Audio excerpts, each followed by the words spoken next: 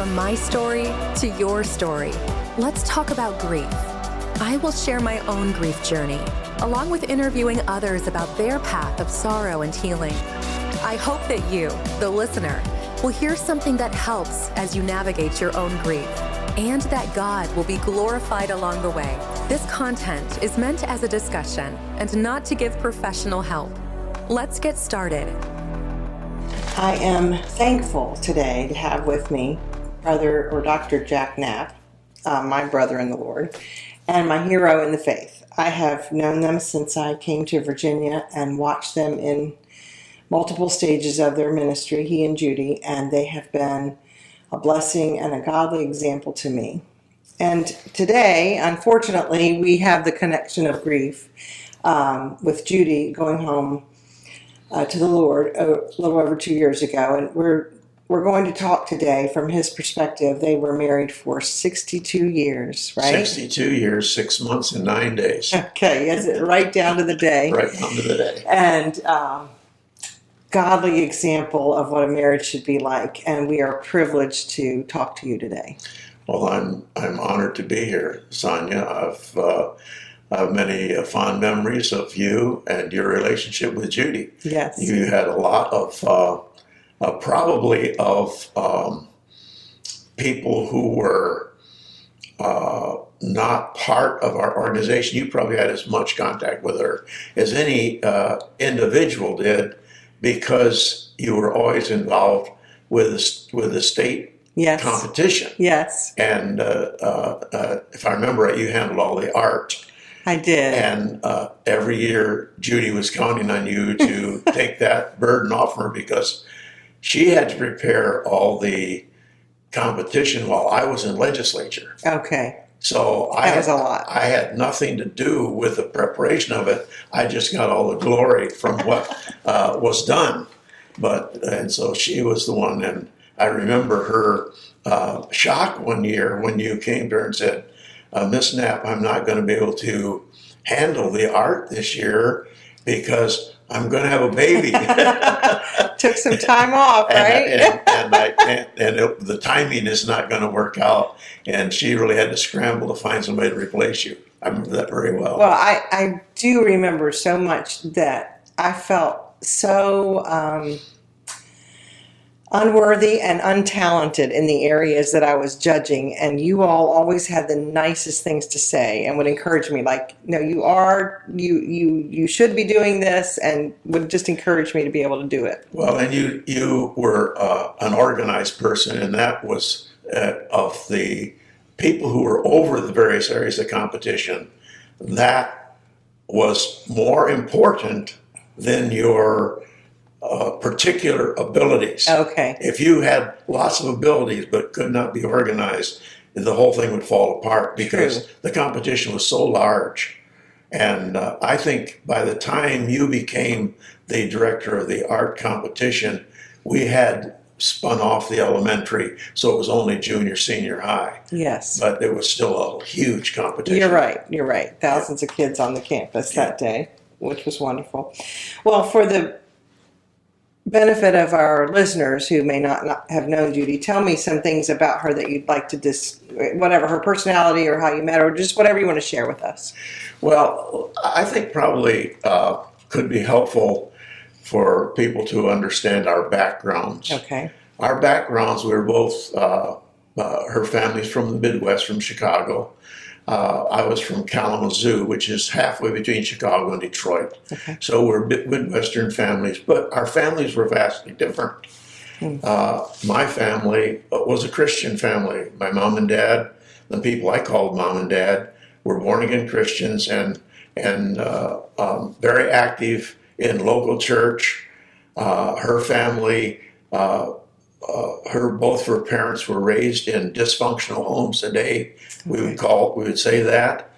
And I think it's really a miracle how much they loved each other and what they knew familial love was. Okay. Because of their backgrounds. From their backgrounds, they shouldn't have known that. Oh. But, this is not to be about them, but they were, Judy, my family, the furthest we ever traveled was all the way to Holland, Michigan, 59 miles. Homebodies. most of our travel was within 25 miles of where I was born, except for one sojourn in Florida when my father couldn't get work in Michigan. We went to Florida and were there for a few months, which, by the way, I hated. But anyway, I disliked it for two reasons. One, I had to wear shorts. I didn't like to wear shorts. And number two, there was no snow at Christmas. Right. And I'd always had snow at Christmas, and I didn't believe that you could have Christmas without snow. So I never have gotten used to that, over that. But Judy's family moved a lot. Okay. Her dad built probably one of the first motorhomes. He took an old truck and built a house on the back of it. Wow. To take his family to Arizona. They lived in Chicago. They lived in, her parents lived in Idaho, on the Oregon-Idaho border. They bought 3 farms in Michigan. They lived in California. They lived in Arizona. I mean, Judy described her family as gypsies. Okay. Now, when she would say that, people would think of the European gypsies. That's not what she meant. She meant they were restless. They were constantly moving. And the farm that they bought, where I met Judy, was at least the third Michigan farm they had had. Wow. And they came from California, Fontana, just outside Los Angeles, moved their whole family back to Michigan, 5 children. The oldest girl was living in Michigan, already married, and bought this farm, a rundown farm, 2.5 miles from a little country church. And I'm in a little country church. Your house is bigger than our church was. And the church was 7 miles from Bangor, Michigan, not Bangor, Maine. People always think Bangor, Maine, Bangor, Michigan. And 7 miles from Lawrence, Michigan. So, I mean, it's way out in the sticks. So far out in the sticks that there was a one-room schoolhouse that Judy's 3 younger siblings went to 8 grades in one classroom. The name of the school was Hicks School Number 3. And I think it was very appropriate because it was out in the Hicks. I always wondered where number 1, number 2 were. But anyway, when the family moved in, our preacher was a young preacher, went down and invited the kids to come to Vacation Bible School. Judy's younger sister came, the sister 6 years younger, got saved. And so, of course, the pastor followed up. And the whole family came to church. Well, the church was so small, when a new family would come to church with 5 kids, they filled up half the church. Oh, yes. I mean, it's filled up, jammed into one pew. I mean, the church that small. Well, at that time, I was a senior in high school, and the pastor loved to use teenagers. We had a huge group of teenagers, about 25. Wow. Teenagers in the church, that's a lot. It was really something. And the amazing thing is that most of those ended up in the ministry or married to ministers. It was really something, the impact that young pastor had. And so I was leading singing, and Judy and her 4 siblings that were still at home came walking in and, of course, filled up half the church. And I looked down and I said, I'd like to meet that girl. And so, to make the long story short, within 2 months, we were, as the term was at that time, going steady. Okay. Now, I didn't know it until after Judy went home to heaven, but Judy had kept a calendar of all the contacts that we had. Oh. And she had marked on a calendar, and she kept that. And when I got in a treasure chest, we had a chest in our front room, which she put mementos in. Okay. When I was going through that and found that, she marked down every time that we were together from May 13th of 1958 until this year was over, because I was in college. And so she had every date marked down. Oh, that's that we special. were together. Not necessarily dates, but every time we were together. Well, we lived 25 miles from the church. Oh. But that was a church we had gone to before we moved to this new house, I say. And so, but we older kids wanted to keep going to that church because it was so familiar. So our parents drove us 25 miles to church every Sunday, every Wednesday, every Sunday night, every evangelistic meeting. We drove that far. So So what a faithful example. they were. They really were. Well, Judy's parents got saved and they settled down. They lived on that farm for 20 years. Wow. And Wow. retired from that farm back out to Arizona to the desert where they built their retirement home. But so our families were quite different. But I wanted my family, Judy and my family, I wanted to travel because she had done all that traveling. So some of our early goals were we wanted to visit all 50 states, Oh, which we did. oh, that's amazing. For our 50th anniversary, VAIB, Landmark, and our children gave us a cruise to Alaska. And that was our 50th anniversary. And that was our 50th state. Oh, wow. So, that's amazing. But Judy was, she was always a thinking person. I think her desire was to be a blessing to others. Her theme song was Channels Only. Yes. She wanted to be a blessing to others, and she was. I mean, I can't tell you how many people have talked to me about what she meant to them. Yes. You know, and over the years, and her life verse was Proverbs 3, 5, and 6. Trust the Lord with all thine heart, and lean not to thine own understanding. In all thy ways acknowledge him, he shall direct thy path. I say she was my California wife because God brought her all the way from California so she could meet me. Yes. She was definitely God's special gift to me. Yes. In so many ways. Your story's already amazing of just where all they had been and how she ended up there. And then you're traveling 25 miles or minutes? Miles to church. And then that's where you two met. If that's not God, I don't know what is. And in fact, I by then I had sold my horse and bought a car. I had paid $75 for the car. It was overpriced, but it was a 50 Chevy convertible. Oh, wow. And so when I wanted to meet her, and she was very shy, she was very withdrawn. You wouldn't know it as you knew her, but she was very shy, and I wanted to meet her, and so I tried several times, but there was a geek in our church, and he cornered her, and I couldn't get a chance. And I talked to everybody, you know, and I was just so upset that he got to talk to her and I didn't. So I decided I was going to see her. So I drove over to the farm because I knew where the farm was because we had lived in that area for about 10 years before we moved 25 miles away. And so I knew all the farms and everything. So I was driving down to their farm at the dead end road, 2.5 miles from the church, gravel road. And I pulled up the corner, and here her mom and dad and the carload of kids were coming out. I thought, no, what am I going to do? So her dad pulls up, and he recognized me because I was a song leader in the church. He knew me. They'd been coming enough that he knew I was.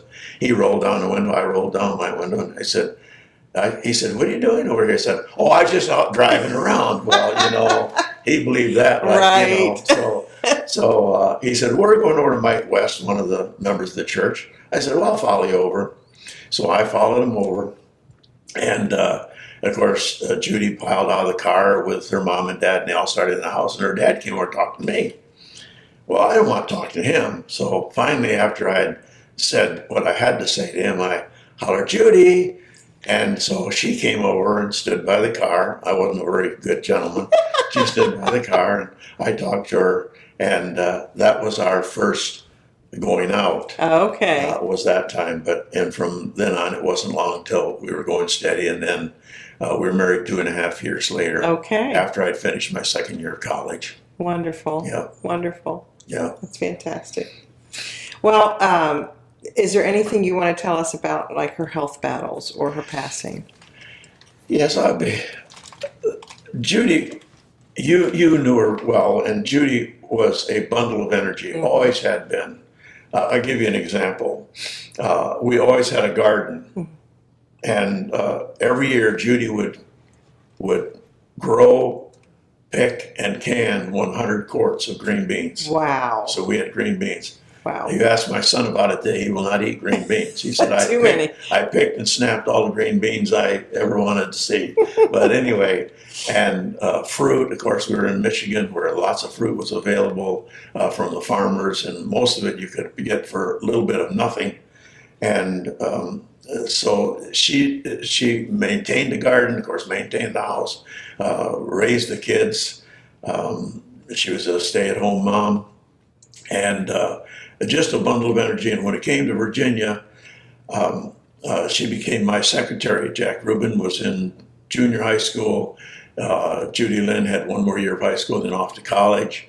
And so she became my secretary. And from then on, we worked together. But a lot of people didn't know it, but she was really ODAX. She was the one who organized all the competition, everything, and I could not have done it without her. But she was just a bundle of energy. Well, we had not been in Virginia. We'd been in Virginia quite a while. I shouldn't say not long. We had been, because we came here in 80. We came in 78. We came to Landmark in 86. Okay. In 86. Yeah, we came to Landmark. And in 94, she was having some difficulty and we didn't understand what was going on. And so we went to the doctor and he examined her and he said, I think it's a gastric, but he said, we want to make sure. And so I want you to go to St. Mary's and have a heart catheterization. Okay. So we drove over to St. Mary's. He called, made the appointment. We drove over and we sat in the parking lot. She said, honey, this is foolish. She said, it's just gastric. That's all it is. And then she remembered her life verse. Trust in the Lord with all thine heart and lean not to thine own understanding. She said, honey, I'm doing it again. I'm leaning to my own understanding. We went in to the hospital and the doctor performed the heart catheterization, and she had a restriction. And so at that time they were using angioplasty. I'm not sure if they use it now, but they put a balloon in and press the plaque back against the side walls. I think now they do it all with stents. But at that time in 94, they did that. Well, she said she also was someone who did a lot of research, medical things. Okay. In fact, she was so good at medicine that her kids called her Dr. Mom. I mean, if they had a question on anything, they'd call her and she would look it up and she would do the research on this before the days of the internet. She had medical books. She had a library of medical books, and she knew what was in them. Right. And so she said, well, I've heard about this chelation. So she did that for 13 years. Okay. And seemed to correct her issues. Well, of course, by then our doctor had moved. She'd got another doctor. And she went to this new doctor, and he said, I don't like what's going on.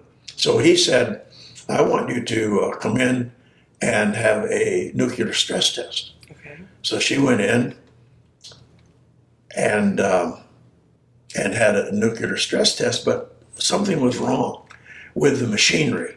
And they said, well, go have lunch and come back. We'll have to redo it again. We went back and did it again. And this was across town at Dr. Enrico Doctors. Yes. And we're about 35 minutes from there. By the time we got home, the doctor had already been on the phone to our home phone. Even at that time, we didn't have cell phones. It was still landlines. And he said, you need to report in. This was Thursday. You need to come tomorrow for a heart catheterization. Oh. So on Friday, we went for a heart catheterization. And the doctor was upset because he was not our primary doctor. Our primary doctor was out of town. And so he had to do it. He said, where's the doctor that's supposed to be doing this? And I said, I don't know. He said, take this buzzer, go to the cafeteria. He said, it'll either be 15 minutes or it'll be a couple hours, depending on what we have to do. Well, Jack Rubin and Debbie were there, and we sat in the cafeteria. The buzzer went off, and I said, it must be good news or bad news, because it was only 15 minutes. I walked in, as soon as I saw his face, I knew it was not good news.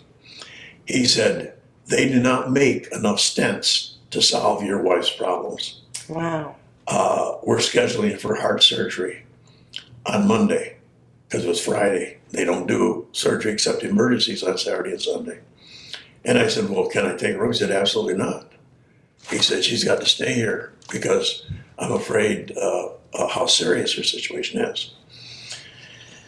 So we went through the weekend and we met with the surgeons and everything. And they said, we're set up to do 3 open heart surgeries each day, 2 minor and 1 major. We have 9 patients for heart surgery on Monday, and we'll determine on Sunday who's number 1, 2, 3, and so on. When they came in on Sunday, said, you're number 1 to Judy. Oh. So she went in, and she had 6 bypasses. I remember that. I'm sure you do remember that. And so when she got through, of course, there was the recovery time, which was very difficult for her because, again, she was so active and so used to being active. And of course, when they cut you open that way and do all of that, it was. She said to me one day as we were driving, because I was still preaching 2 times every Sunday, and she would ride in the car and go with me. She said she couldn't even ride in the little car. We had a little Cougar. She couldn't even ride in that because the suspension was so hard. Mm-hmm. And one day she said to me, honey, I don't think it's going to get any better than this. And she talked about all the pains and things that she was feeling, not from the heart, but from the surgery. Okay. And so one day we were coming up from Abingdon on I-81, and she said to me, honey, I feel normal. Oh, wow. And so she was really excited. Well, time went by. We retired in 2011, and I did some ministry. I called it Christian Heritage Sunday, and I would go to churches and preach about the heritage we have in Virginia. And then we were doing a lot of traveling as much as we could. And we were in California, and we were following the 49er Trail, which is the road where the gold is in California. It's named for the gold miners. Sure. And there's a little town out there called Volcano. And it is a beautiful cave called the Black Chasm. We'd been in it once before, but we were close to it. She said, let's go again. It's a very unusual cave. It has stalactites in it, and they're like soda straws, and they go all kind of crazy ways. Oh. And it's beautiful. Really, this cave has more of those than probably any other cave. Okay. Anyway, to get in it, you go in, and then you go down 200 steps. We got down to the bottom of the cave, and she said, honey, I don't feel well. There were just 2 couples and the guide, that's all. And I told the guide, I said, my wife has to come back very slowly. And so the guide just told there was only one way, so they told the other couple, you go on ahead. He stayed with us. We got her up top of the cave. She said, let's go get lunch. Well, Subway was our favorite lunch when we're traveling because you can get what you want, and it's a light meal. It works better. We sat in front of Subway at Jackson, California. She said, honey, if I was in Richmond, I'd be in the hospital. Oh, wow. I said, honey, there's no hospital here. We're not in Richmond. And I looked up, and there was a 30-bed hospital 2 blocks from where we were. Okay. Took her there. They took one look at her. They said, we can't help you, but you've had a heart attack. Oh. That time, an ambulance was bringing in a patient. And the head nurse said, will you take this lady to Sacramento? They took her to Sacramento, and she had a heart attack, and they put in a stent. Well, we had flown to California. My wife said, well, you need to fly home. He said, no. He said, we fixed you. Stay. So we finished out our vacation, came home. That was in 2018. And then in 2021, she was having some difficulty and went in and found out she had another heart attack, and they put in 7 stents and found out that the bypasses were failing. Okay. Well, we knew from the original doctor, the surgeon, that they last from 15 to 25 years. Hers barely made it 15 years because her body, for some reason, generated all this plaque. Well, I always thought that her heart would take her. And she felt that way too. I just didn't know when that would be. Well, then she got an infection and she took an antibiotic. And in 2 weeks, Sonia, she went from being a bundle of energy to so weak she could not walk from me to you. Oh. 3 feet. When she would get in bed at night, she'd have to lay there for 20 minutes before she had the strength to roll over. Mm. And she never recovered from that. Okay. For 2.5 years, she struggled with that. And I was able, and I thank God for that. I was able to care for her in our home. Yes, you were. And I'm glad you were able. I learned a lot Mm-hmm. during those 2 years. I was never much of a cook.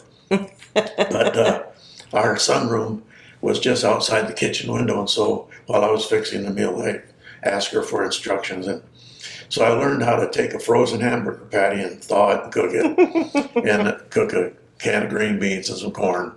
So one main meal we'd have hamburger, green beans, and corn. Next meal we'd have corn, green beans, and hamburger. Then we'd have green beans, hamburger, and corn. So we had some variety that way. But anyway. That's fantastic. She survived all that.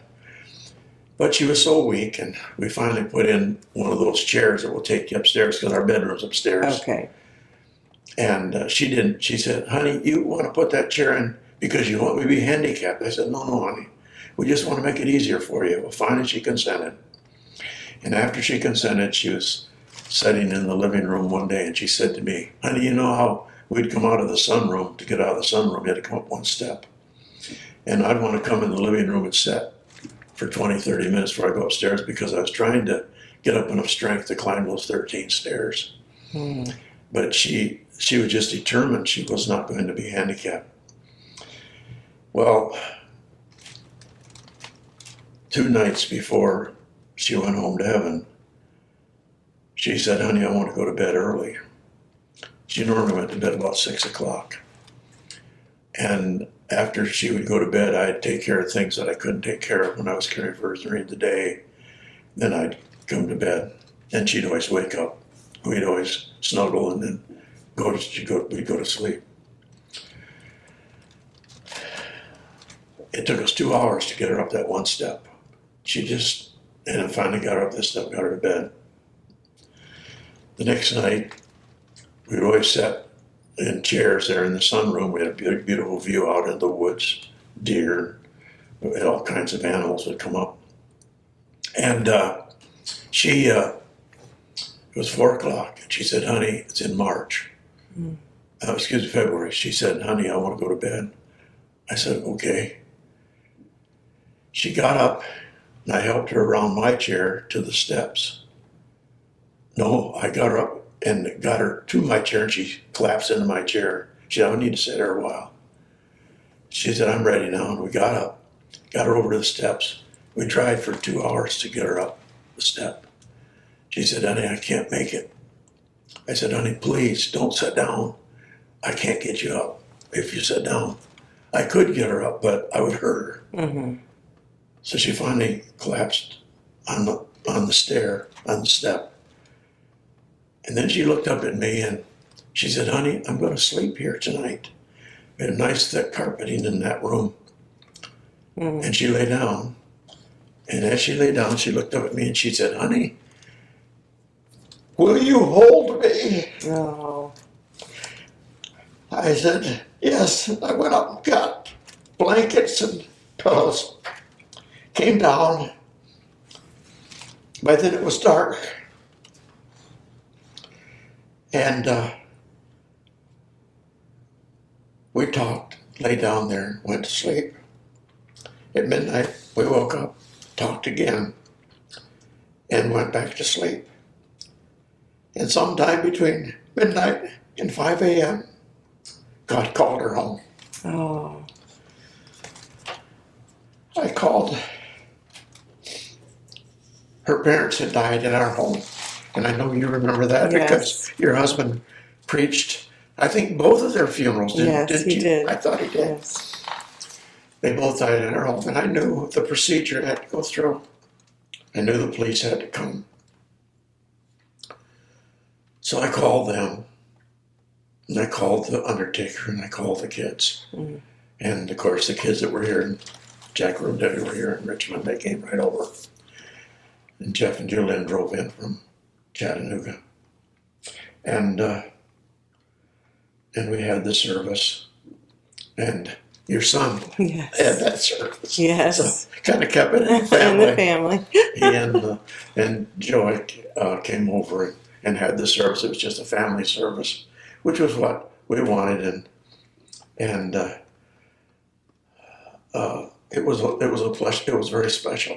It really was. And she went. We put her body in the grave. Mm.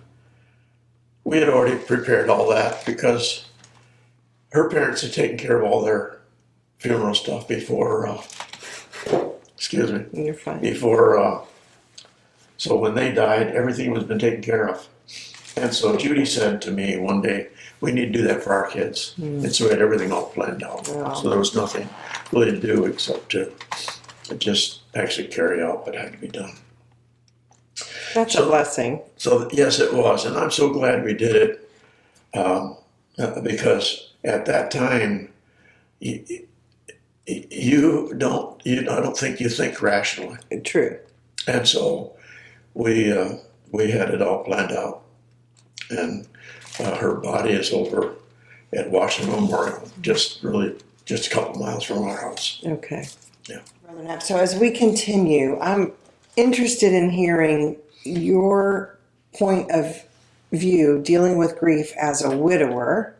For example, do you think men grieve differently than women, or what's been your experience so far? Maybe what's unique for a man versus a woman in grief? I'm not sure that there really is a lot of difference. I do think there is some difference, but I think there's no way to prepare for what, because Judy and I had talked about mm-hmm. our homegoing mm-hmm. many times. Obviously, her parents died in our home, and I told you that her parents were raised in dysfunctional homes. Right. But her parents,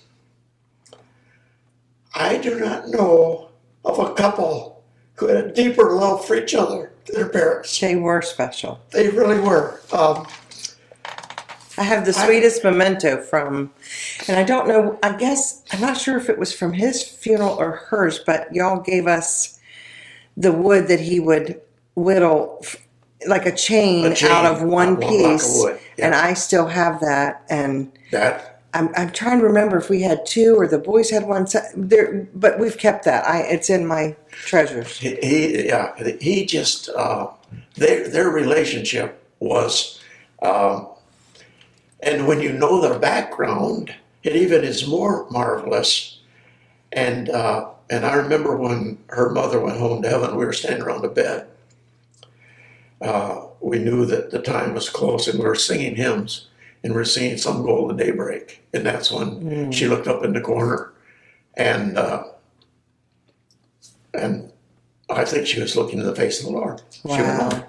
Wow. It was really something. And I remember what he went through mm-hmm. at that time, and he went through things that I did not go through, of course, because everybody's different. But you can't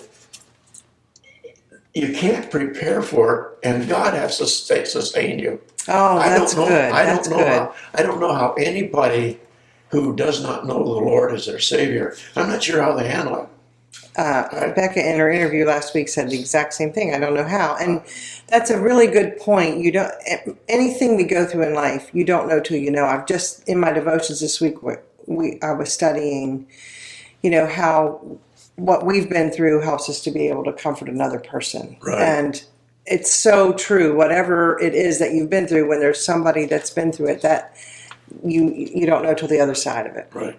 The thing that, of course, there's the shock. Mm-hmm. I mean, even though, because I think, as looking back, yes, I think Judy knew mm-hmm.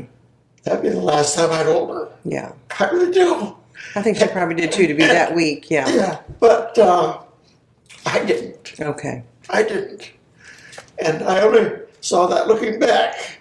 And I had that same experience with Don the morning that he passed. I think everybody in the scene, the workers, my sons, everybody realized what was happening. And I still thought, oh, we'll get him to the hospital and he'll be okay. yeah, of course, she went in the night when I was asleep, so I didn't. Anyway, but God gave the peace. Yes. And the peace comes from, first of all, knowing where she is. Yes. Secondly, from knowing He's taking better care of her than I could. Mm-hmm. And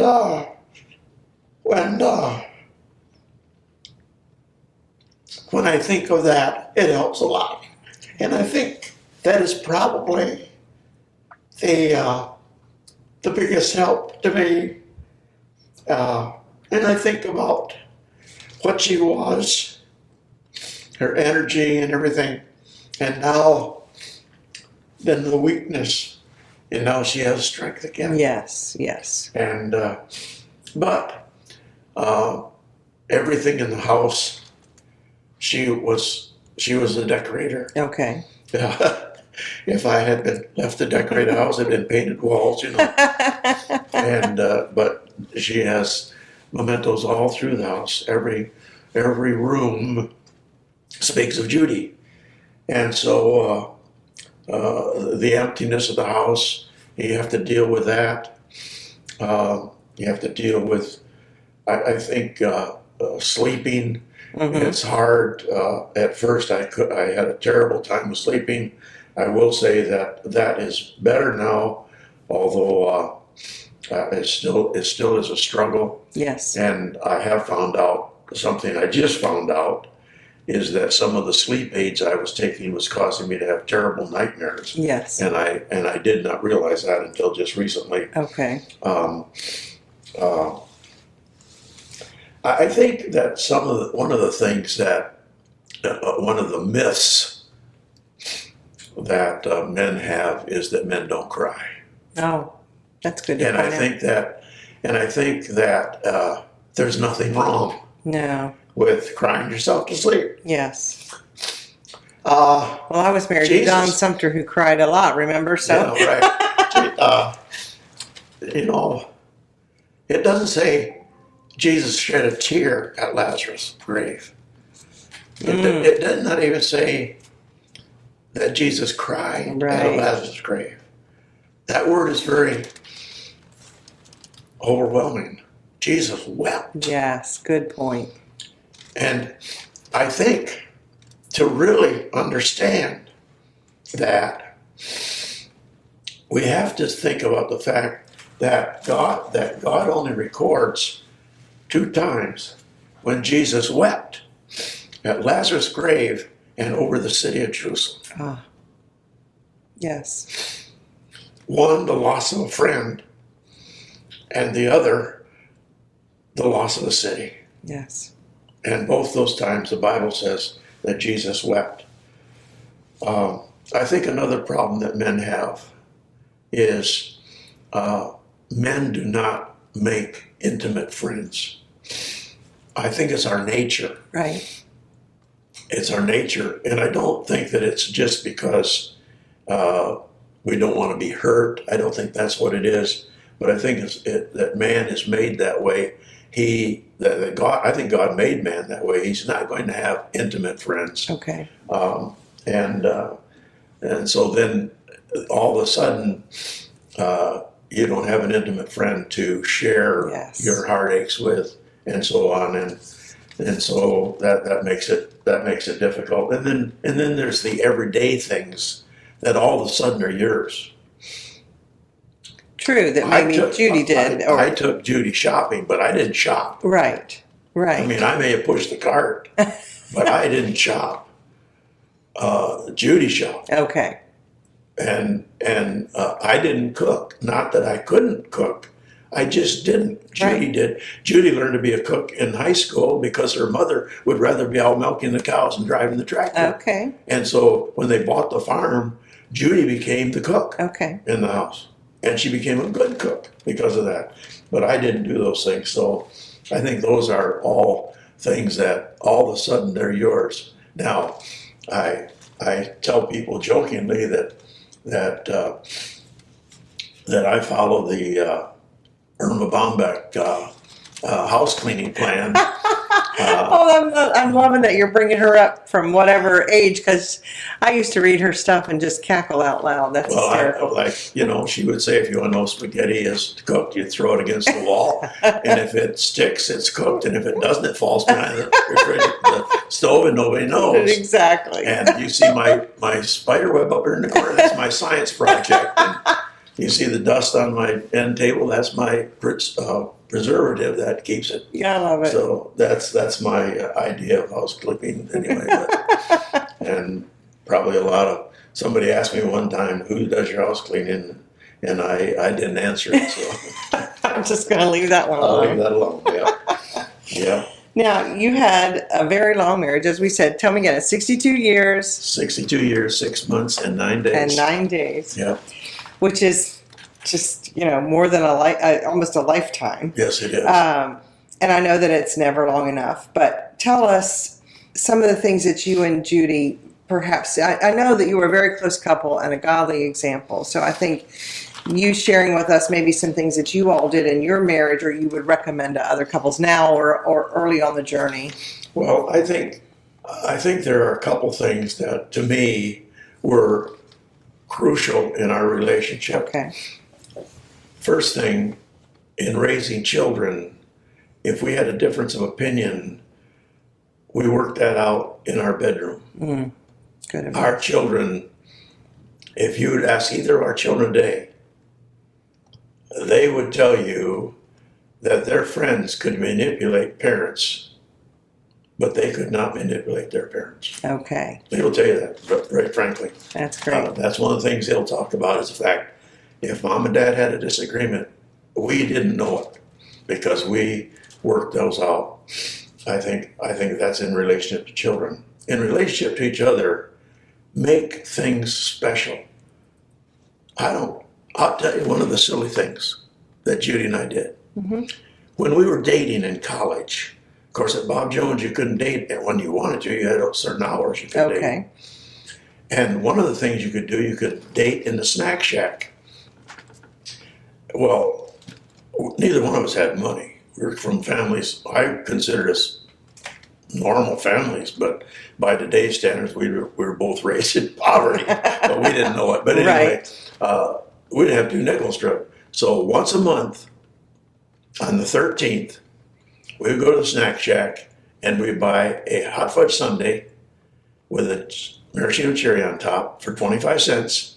I got the maraschino cherry because she didn't like them. Anyway, I love them. anyway, she said she didn't like them. I think maybe she knew I did like them. And then we'd share hot fudge sundae. We'd make it last as long as we could because as long as the hot fudge sundae was there, we could date. Yes.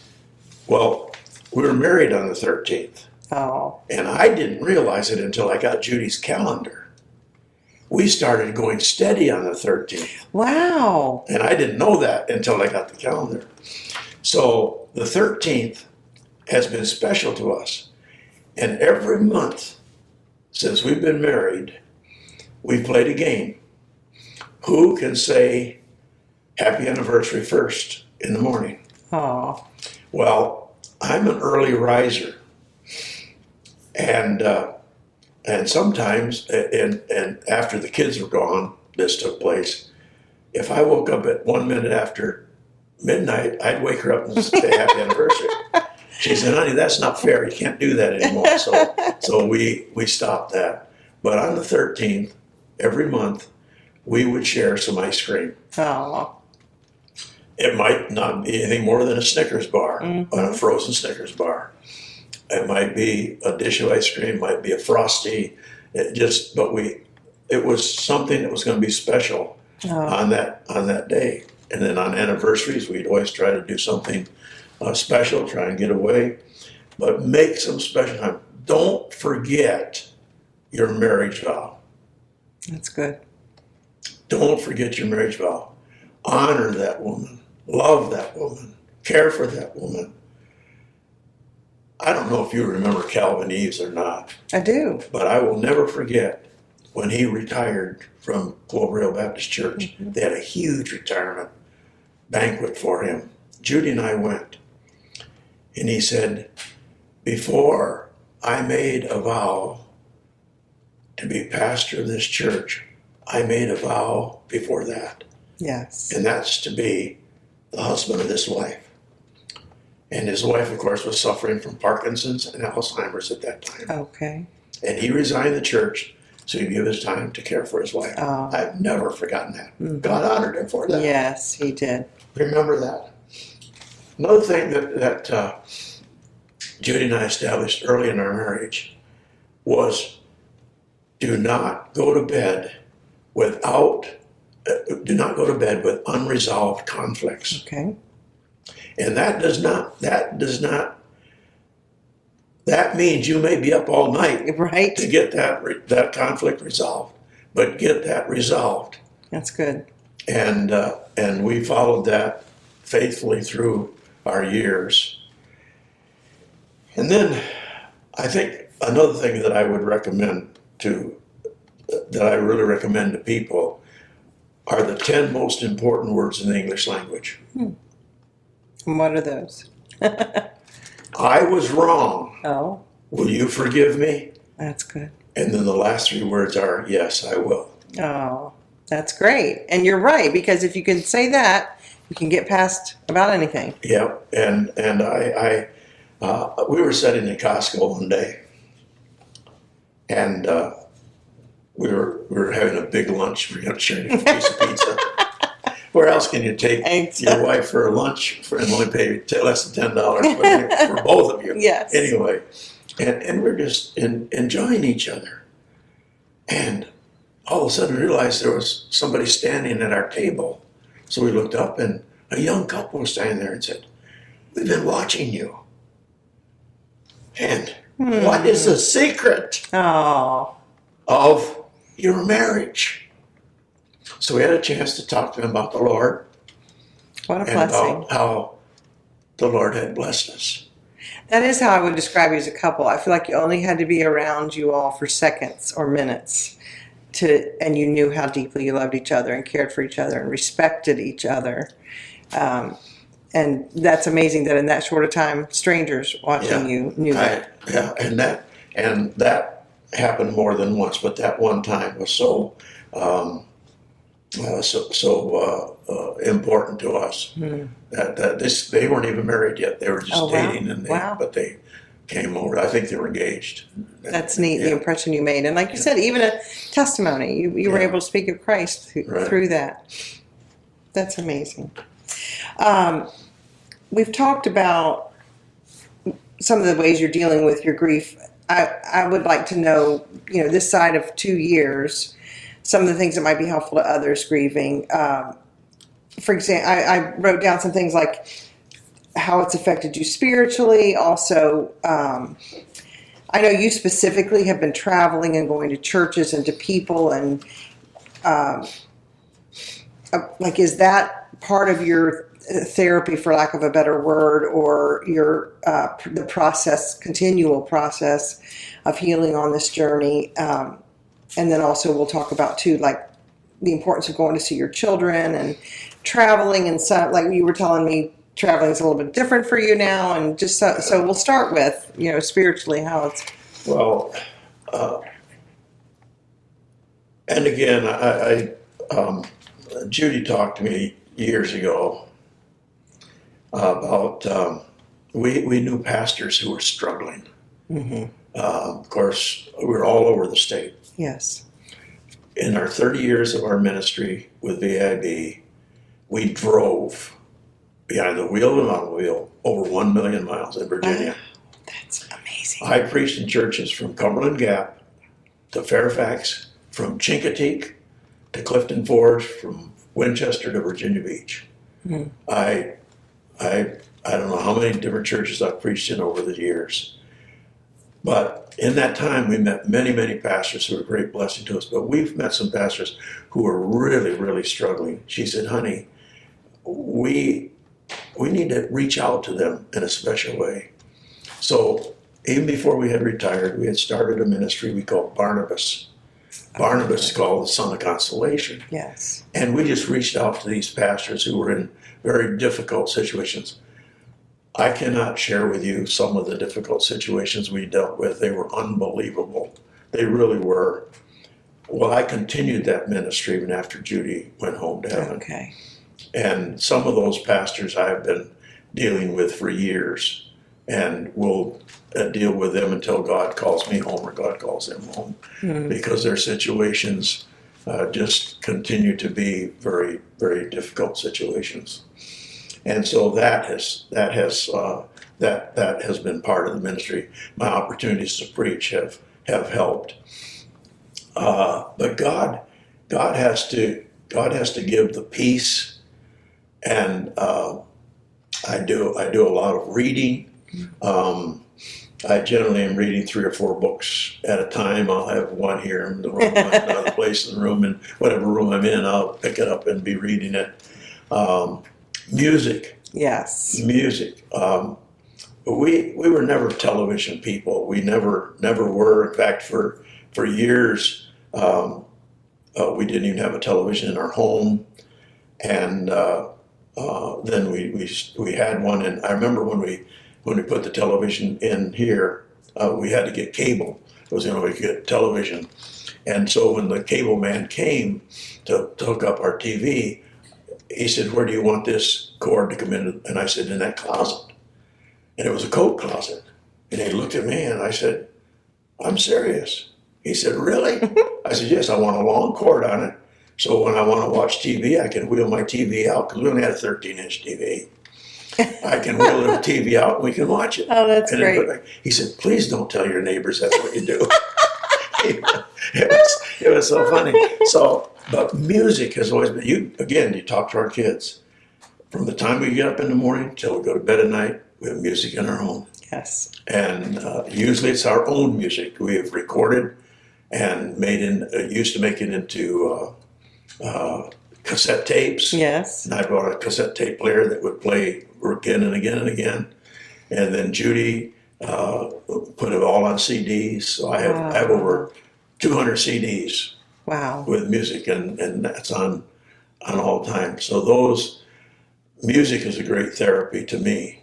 It was to me also, and still is. I love. Great blessing, yeah. And of course, there are songs that bring tears to my eyes. "Serenaded by Angels." Yes. "Sweet Sweet Beulah Beulah Land." Land, yes. A Judy song. "Channels Only." Our wedding song. "Savior Like a Shepherd Lead Us." I love that one. And these are on those tapes, and then other songs that became favorites of ours through the years and those are all things that have been a real help. And getting to see the kids is helpful too. Of course, the kids were here; 2 of them were here. Right. For a while, and then they moved to Pennsylvania, northern Pennsylvania. Yes. So it's been more of a problem to get to them. And I realized that I could not make that drive in one day anymore, because I'm afraid of falling asleep behind the wheel. Mm-hmm. I can do that very easily. Okay. So I listen to usually books on tape when I'm driving, because Judy's not there talking to me. Right. And that voice helps to keep me alert.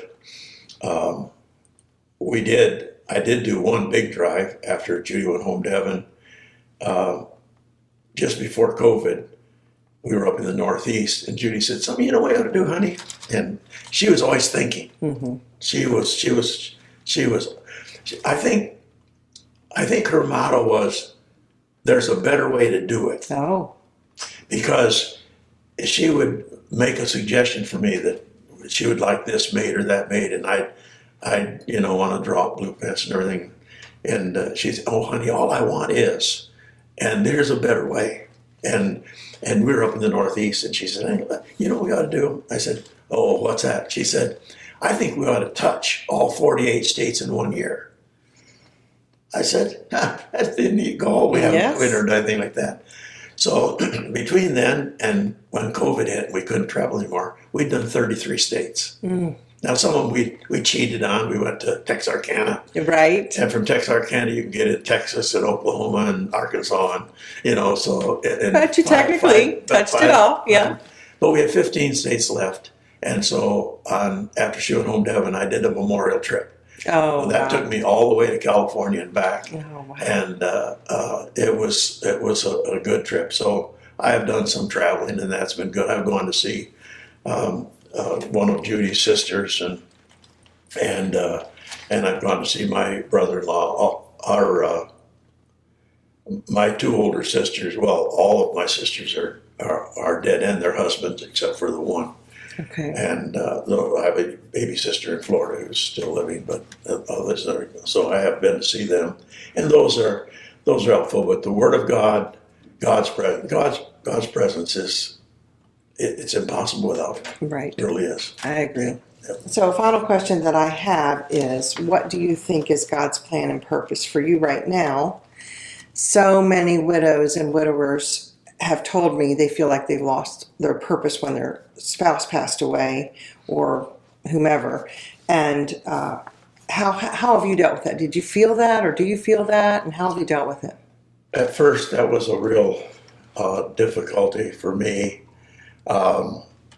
in the fact that I had spent 2.5 years caring for Judy, literally 24 hours a day. Yes. So all of a sudden, nobody needed me. And I've been retired from VIB since 2011. Okay. So here, 11 years later, nobody wants me to preach in their churches. No, you know, a lot of the preachers that I knew are no longer in the ministry. Sure. The younger guys, Jack who? You know, I mean, I've been off the scene for all those years, and of course we had COVID. Yes. So there was that whole year. So in reality, we'd been out of circulation really for 3.5 years. Okay. When you really boil down, it'd be just like we disappeared off the face of the earth. Not for us. Not for us. Yeah, but I know what you mean exactly. Know, and so my reason for is not quite right, but my reason for living for the last 2.5 years is gone. Right. So what am I going to do? Oh, I'm sure there was some times of feeling sorry for myself, but when I would do that, God would bring to mind, I'm taking care of her. And that was a great help to me, that alone. And then, of course, I continued some things, like Judy and I had been studying through Spurgeon's Psalms. I don't know if you ever read that or not, but it's 6 volumes. Okay. Like 200 pages for a volume. Okay. And we didn't study everything. We studied his commentary. He had things in there for preachers, which we did not read, but the commentaries we read. And so I finished that, and then I picked up other books to continue our devotional time, even though I'm doing it alone.